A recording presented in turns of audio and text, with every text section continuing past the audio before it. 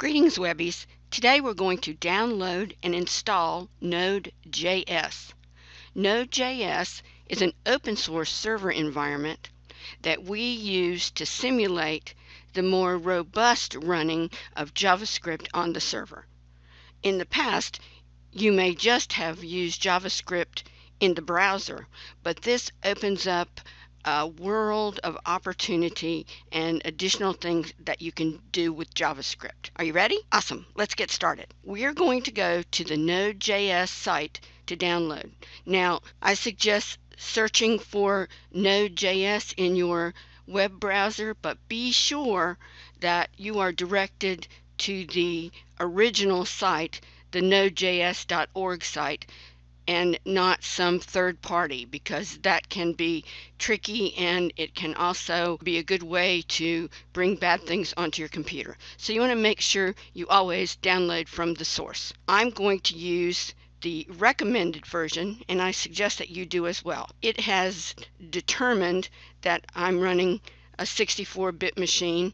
I didn't have to select that. When you open the window, it pretty much knows which download you need, and it's going to give you the option of either the very most current cutting edge and perhaps a little buggy, so we stay away from that, or the recommended version, which is what we're going with today. At this moment, it's 10.15.0. That could change by tomorrow, so go with the recommended for most user versions for the computer that you're running.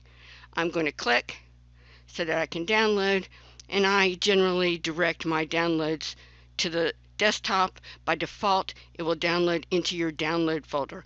So decide where you like to download and click save. Considering time, I've already downloaded, so I'm just going to cancel out of this, and I see my installation on my desktop. I'm going to double click to begin the installation process, and occasionally it just takes a moment. It's important to be patient as this process goes through different steps. May seem to take a long time, but please be patient. I've really never had any trouble with this install, and I've done it a lot of times. After the welcome screen, I'm going to click the next button at the bottom of the window. I'm going to check I accept the terms in the license agreement.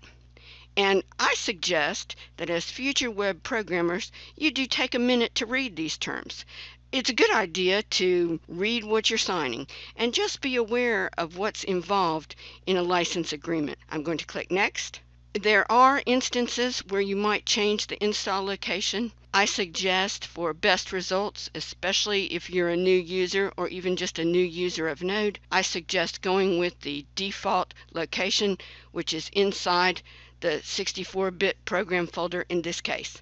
I'm going to click Next. Again, there are a lot of variations that you can make to the setup. At this time, I suggest that you leave your custom setup as is. I'm going to click Next.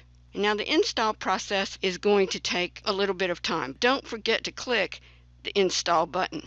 You may receive a changes prompt so that you can confirm that the installation can make changes to your computer. Watch for that. Sometimes if your screen's all the way open, it might be hidden in the background, and you might just see a little flashing icon at the bottom of the screen. Your installation will appear to be at a total standstill until you click yes to allow it to proceed.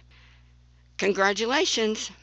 You should see now completed the Node.js setup wizard of the successful installation by clicking the Finish button.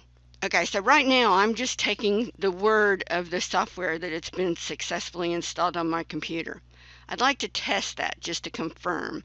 So I'm going to open the command prompt. An easy way to do that is to go down to my bottom left start corner, and depending on the version of Windows that you have, I've got the little, I guess it's called the Cortana circle, and that says type here to search. I'm going to click on that, and I'm going to type CMD.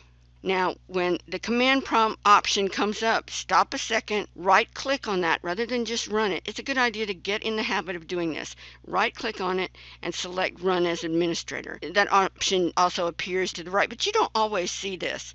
So you can right-click on the selection and select Run as Administrator. And now my admin command prompt opens.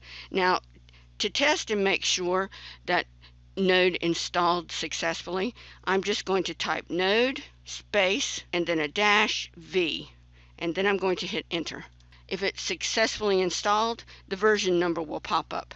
If it does not successfully install, I'll get a window that says not recognized, and I'll know that I need to start over again. Now, the package manager you'll be using as you proceed through working with Node.js is included in npm. To test and make sure that that's installed and see what version you have, we're going to type in npm space -v, and we're going to hit enter, and then we're prompted with the version of npm that's installed. If you are successful testing your version in both Node and npm, congratulations, you've completed a successful install of Node.js.